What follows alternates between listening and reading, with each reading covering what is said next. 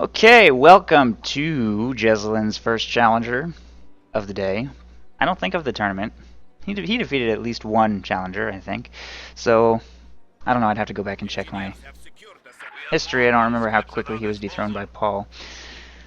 But I'm pretty sure he's still quite far from being able to take the lead. Paul in the lead currently with 7 challengers defeated, I think. So, not impossible. Not impossible to catch up yet. Getting close, though. Tournament ends in 2 more days. He's gonna have to stack them up. He's gonna have to hold. He's gonna have to hold on to this reign. He's gonna win this tournament. So, Korillio will be his challenger, playing as Soviets in the south. The map is Eindhoven country, and Jesulin is going to be playing as Oosthair with closed air supports in his loadout, but not entirely sure he's going to be picking it. He also has German mechanized and defensive doctrine. So.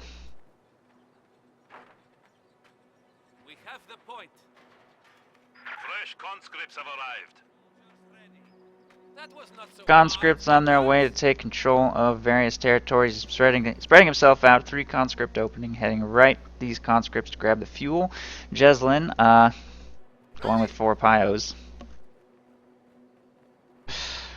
I admire Jesulin for trying to keep things interesting. I mean, I want to say Jesulin is eligible for Coco Jambo with the Elite Armor and then Armor Company in his series against Antilles. I really do.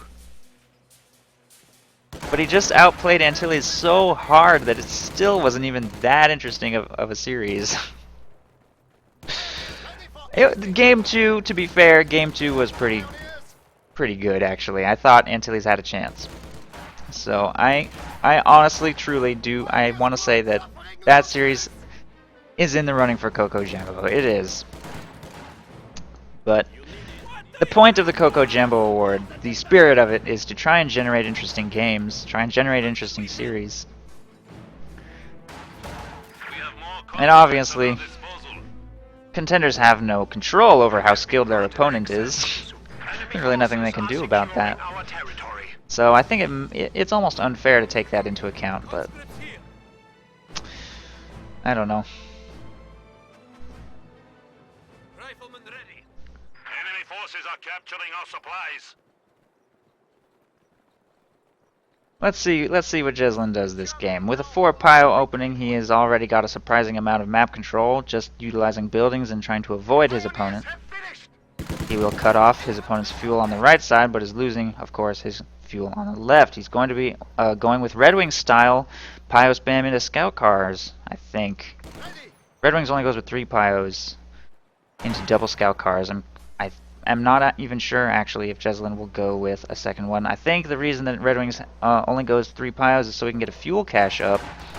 Not only to delay the capture of his cutoff, but also to try and get that second scout car out a little bit faster when you inevitably do lose the fuel points on a 3 pio opening. So, Jesulin's decision not to do that may delay his second scout car a little bit. Since they cost 15 fuel, and as you can see, he hasn't quite collected that yet. It's coming in kind of slowly without his own fuel point connected. He's up against 4 Cons 2 combat engineers, so that's going to be difficult to contend with. Combat engineers on their way to take control of this here in the south, and these infantry all together taking control of various territories in the north. Upon spotting the scout car, he has Molotovs in production. Supply lines have been cut. Ooh. Brave infantry have made the ultimate sacrifice. Molotovs in production. And loses that full squad. Cancels Molotovs upon seeing the scout car to purchase AT grenades instead. Jesulin has already picked up a squad wipe here at the 5-minute mark, and it doesn't look like he's going double scout car. I was wrong about that. He's going to just go with 1 and then transition to Panzer Grenadiers for his corps of infantry.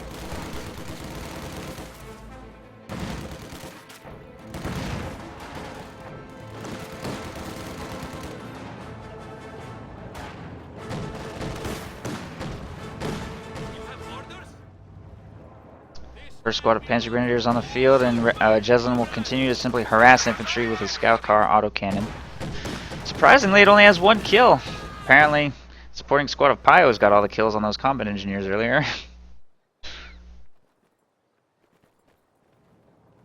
Now it has 3. Significant damage to those conscripts. They will be forced to retreat. We'll continue to try and force retreats with the scout car. AT grenades are researched. Here comes the attempt, but Jesulin microwing very carefully would simply kite them across this red cover.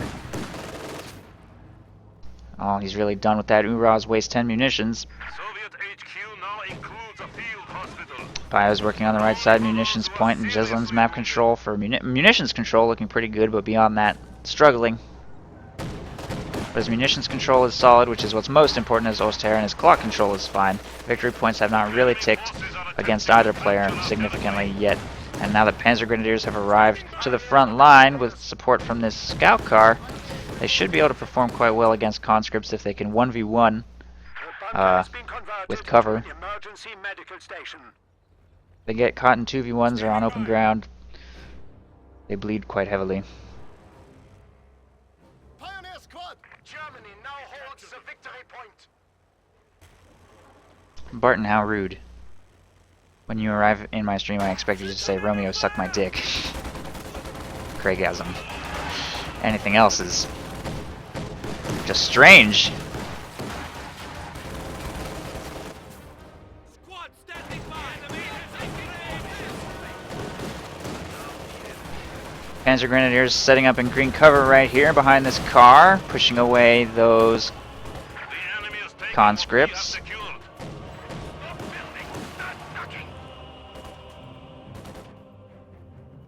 Flamethrower over here on the right. That squad will be forced to retreat.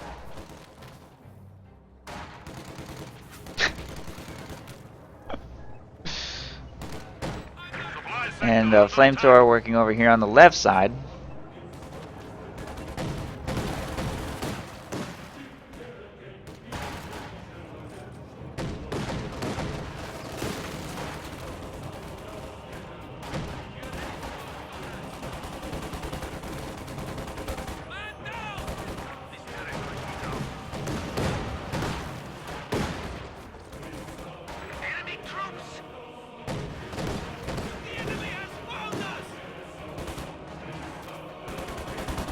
Panzer Grenadiers catch a flamethrower range over here. That's the second squad of Panzer Grenadiers on the field. The first one has taken 1 loss and inflicted 5, so it's performing very well. No flame crits yet on this squad. They have won their engagement against the flamethrower. Scout car is moving into the retreat path. Panzer Grenadiers got half a burst off in that red cover as well, so it looks like a very good chance of a wipe right here. This could be the second wipe of the game for Jesulin. He's also got some Pios in the retreat path, maybe a little bit of light damage from their MP40s on the right cover. He needs one good autocannon snipe, and I think he could pick this up. Maybe on the next burst. He doesn't have a lot more time. Guards on their way to head him off. At point blank range, he couldn't quite seal the deal. He will be forced to retreat. Very lucky escape for that combat engineer squad, but it will get away. Conscripts continue to work on the middle. We're going to see guard motor coordination attempted here by Korillio against Jesulin's extremely oddball strategy. We've seen Jesulin play non-meta already today, but it was against Antilles' AA half-track. It was against his assault support. He was going with, you know, Antilles himself was playing pretty non-meta. Certainly viable build options, but nothing overpowered the way I would say guard motor is. So I will be quite curious to see if Jesulin can pull off this game. He just picked up another squad of conscripts right there, however. Despite being against guard motor coordination and that strategy evolving, he is still outperforming his opponent very gracefully, even with this build. We might be seeing another wipe right here. Pio is being used to block the retreating squad on red cover. It very narrowly escapes. Let's just even look at model losses. 26-9, and his Panzer Grenadiers in particular, by the way, are very important to monitor. 9 kills inflicted, still only 1 model loss, not even 1 retreat yet. With those 3 men have killed 9 Soviet soldiers and have not had to even go back to base for healing. And we're going to see an OMG Pop style medic bunker right here, I think.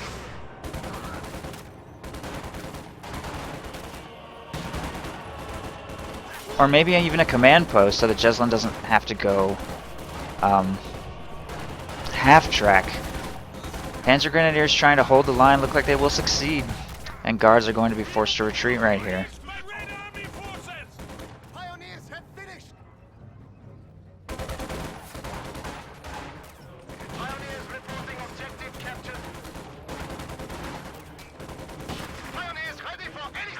Enemy is taking our territory. He's down!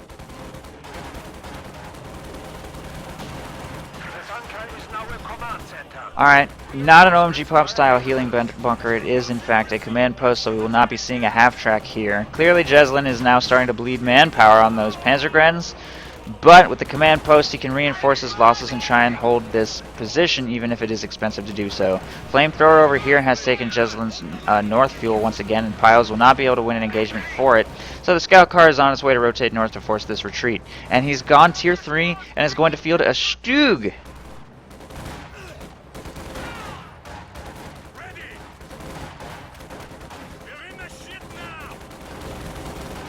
Our opponents are seizing a sector. Under fire!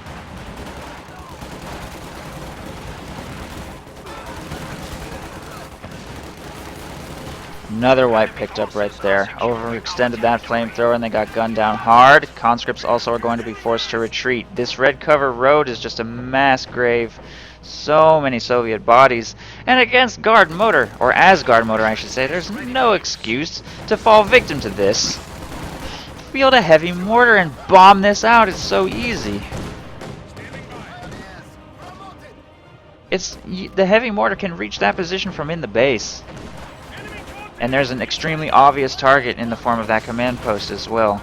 There's definitely no reason to just hurl infantry through red cover at this extremely powerful defensive building. Finally, Korillio will field one, but only after taking 51 losses.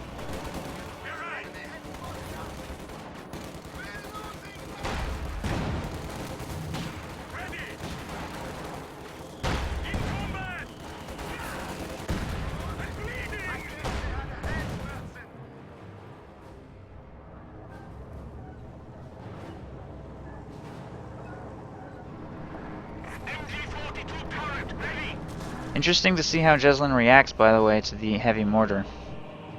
As soon as it fires even one time, he completely gives up this defensive position. He knows he's hard countered and is just going to change up his style of play completely. He's probably sending them back for healing, which he does have available.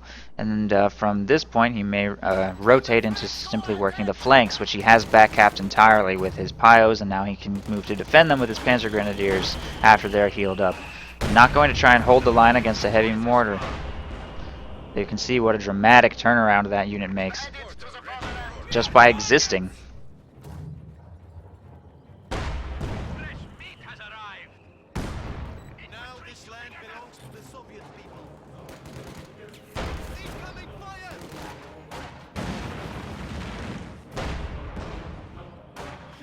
Our territory is falling into enemy hands. Stug is upgraded with spotting scopes, which means that is German mechanized chosen by Jesulin, and he will actually utilize at least one of its features. Meanwhile, Korillio, up to 230 fuel, is going to have access to the T-3485 soon, and of course Jesulin's ability to manage the threat they pose is going to be essentially what decides this game. Clock control, not particularly dangerous situation for either player yet. But Korillio is triple capped and he needs to turn that situation around if he can. All the flanks currently not going great. Panzer Grenadiers will make it out of this red cover position and set up a 2v1 against guards, however they are in green cover. Conscripts also available to work as meat shields, but those Panzer Grenadiers at double vet and with two squads here are just annihilating those guards so fast. Conscripts are going to go down quick as well. Panzer Grens chew that Soviet infantry up like it's nothing. You have to try and push away a flamethrower as well, though. There are only two squads and they have a lot of work to do. Grenade toss right there. Nice reaction by Jesulin, and the Stug is doing enough damage to those guards to force a retreat. Heavy mortar very nearly wipes those Pios, however. They'll be forced away as well.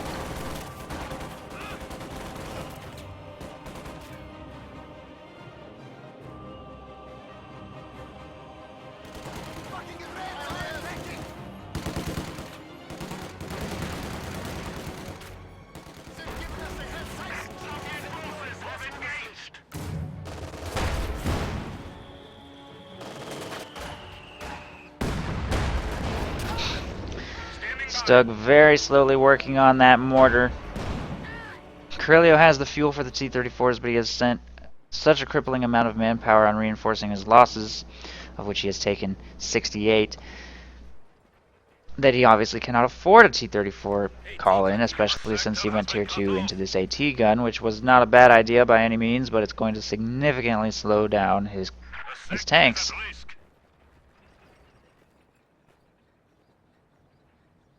And Jesulin will briefly take a position back up here by his man post once again. Probably try and keep as mobile as possible. Rotating squads, capture a little bit more efficiently. Pyos providing vision in this area as well as repairing the Stug. Actually, I think the Pyos providing vision allowed Jesulin to spot that AT gun, giving him a chance to reverse to safety very quickly. AT gun still got one shot off, but the Stug's going to be fine. Scout car is also going to have to pull back, and this overwhelming amount of Soviet infantry is probably going to have no problem pushing away this Panzer Grenadier squad.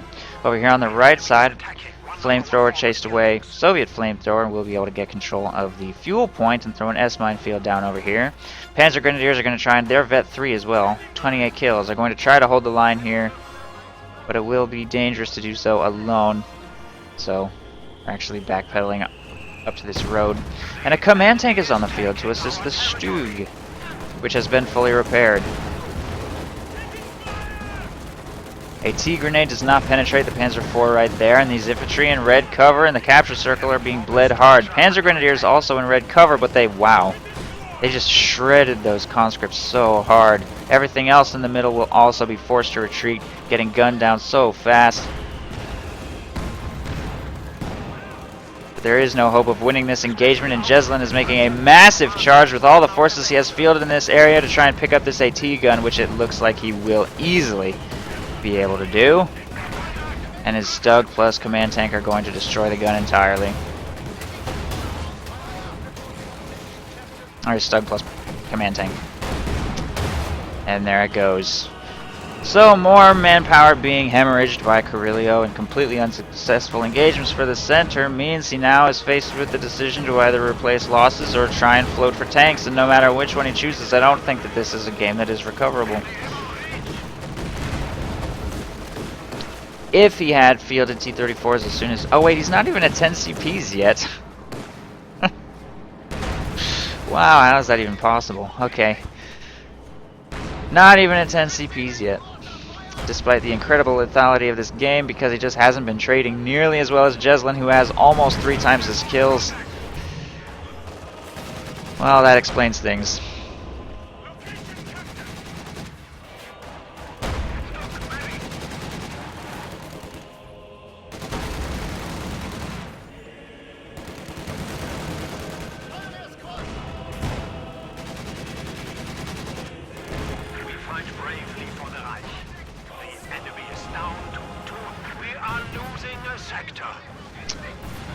Conscripts just walk through with the S-mine field over here, and they're effectively dead. Flamethrower squad may not even get away, and they're wiped as well. And they drop their flamethrower.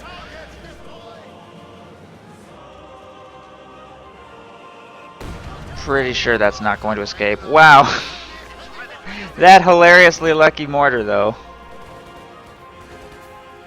Panzer Grenadiers and Pyos pick up the retreating conscript squad. Korillio is reduced to only 3 units left. This squad had 2 flamethrowers, now they have none. Because of 1 random heavy mortar shot, but it obviously does not matter. Jesulin has won this game.